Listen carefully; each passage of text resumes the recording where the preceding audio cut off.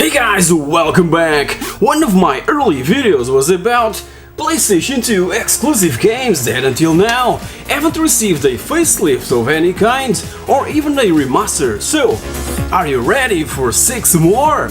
Or 1, 2, 3, 4, 5, 6, 7, 8 more? Oh yeah, let's take a look! So let's start things off with a PlayStation 2 exclusive racing franchise that to this day hasn't received enough love from gamers, the amount of love needed to be revamped and enhanced to the current gen systems.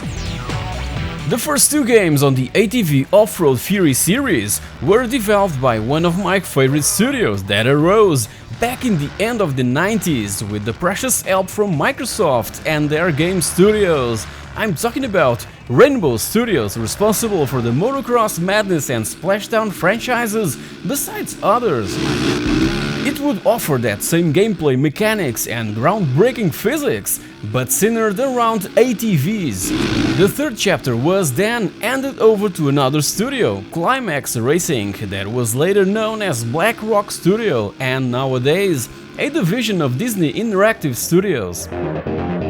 It improved and widely expanded beyond the previous title that led to 3 new games that I'm yet to grab: ATV Offroad Fury Blazing Trails and ATV Offroad Fury Pro, also exclusive but for the PSP, and ATV Offroad Fury 4, again exclusively on the PS2. As a side note, Black Rock Studios later gave us the amazing Pure and Split Second Velocity, and sequels for both were on the making. Disney, being Disney, ended up closing the studio somewhere around 2011 and obviously rejecting those sequels. As you all know, that same fate struck LucasArts 2 years later. Shame on you, Disney!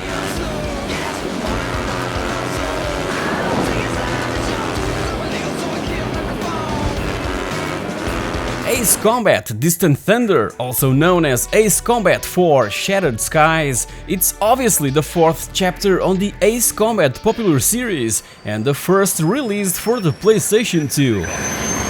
It has a perfect mix of arcade and simulation in this somewhat realistic flight combat action-driven title. It offers around 21 different planes that are based on real models and even prototypes that were being developed by that time, 17 years ago. It introduced radio shatter and cutscenes to the series, and the dogfighting is highly frenetic. 18 missions await us, from search and destroy buildings to the aforementioned one-on-one frenetic dogfighting, and our fighter plane can be upgraded with a ton of different accessories, devastating weapons and defense systems. Fox 2, Fox 2. It also delivers a compelling and touching story that I'm not gonna spoil for you, so if you're a fan or simply into this sort of realistic flight combat experiences, Ace Combat 4 really deserves a look. Again, in Europe it was known as Ace Combat Distant Thunder. Can't comprehend why the number 4 was dropped in this particular region of the globe.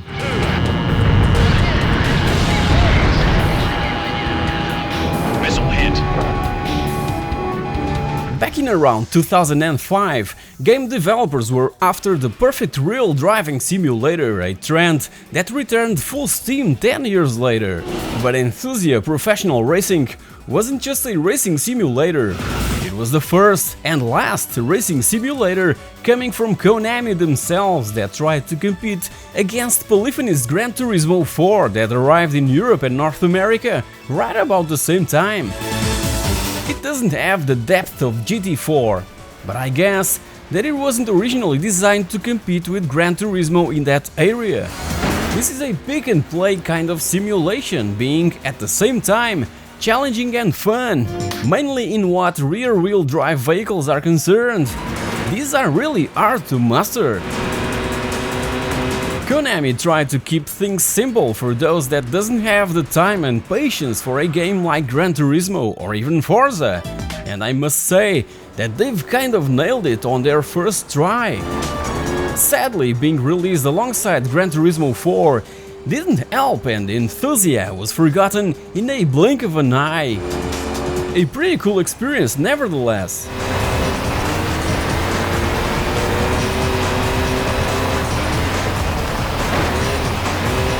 Back in 2002, 2001 if you're in Japan or in the United States, From Software released yet another Armored Core game, the fifth in the franchise.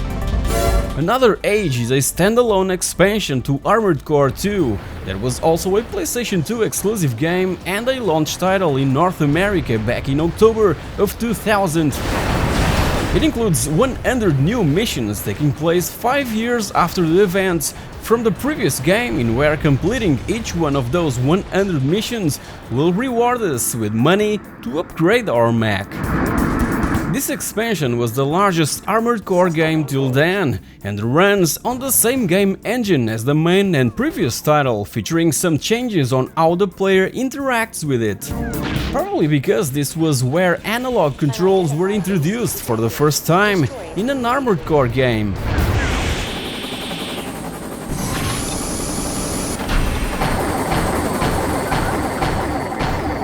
GTC Africa was developed by Rage, being released again in 2002 exclusively for the PlayStation 2 and seen as a sort of follow-up to another PS2 exclusive game, Wild Wild Racing, that I also have in my collection and will be featured on a future video of games still exclusive to the PlayStation 2, but obviously only if you guys enjoyed this particular episode and the series in general. GTC Africa, that stands for Global Touring Challenge Africa, is, as the name suggests, exclusively set in Africa that offers the chance of driving 9 different cars in 19 circuits. These circuits can be raced in 3 different championships: the East Coast Championship, the North-South Challenge, and my favorite, the full African Tour, that includes all 19 circuits. Don't expect it to be the Gran Turismo of rally games, it's really far from that. But if you want to try another PlayStation 2 racer that can't be played anywhere else, well, just do it, it's not that bad.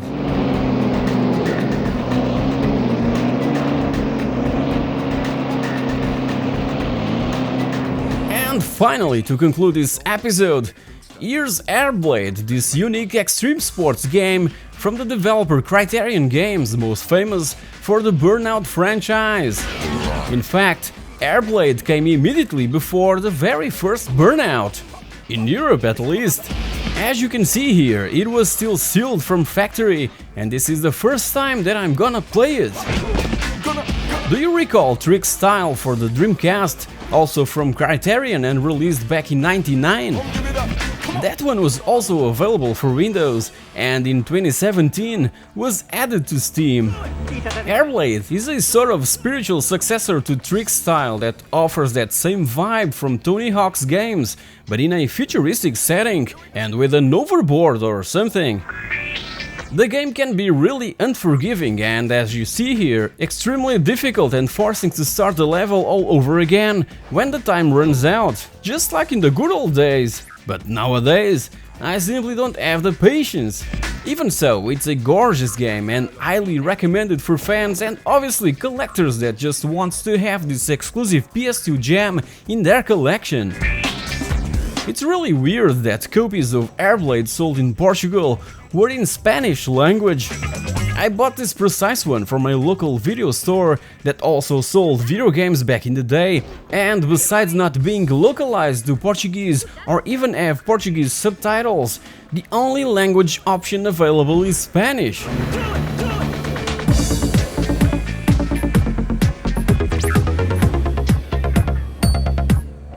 So guys, have you played any of these games? Do you like any of them? Tell me everything down in the comments section below.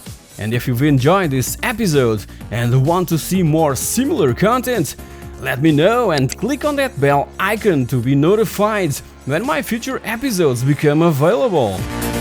Also, don't forget to like, to share and to subscribe to It's a Pixel Thing. It will be extremely appreciated. Thank you very much for watching and I'll see you all in my next episode.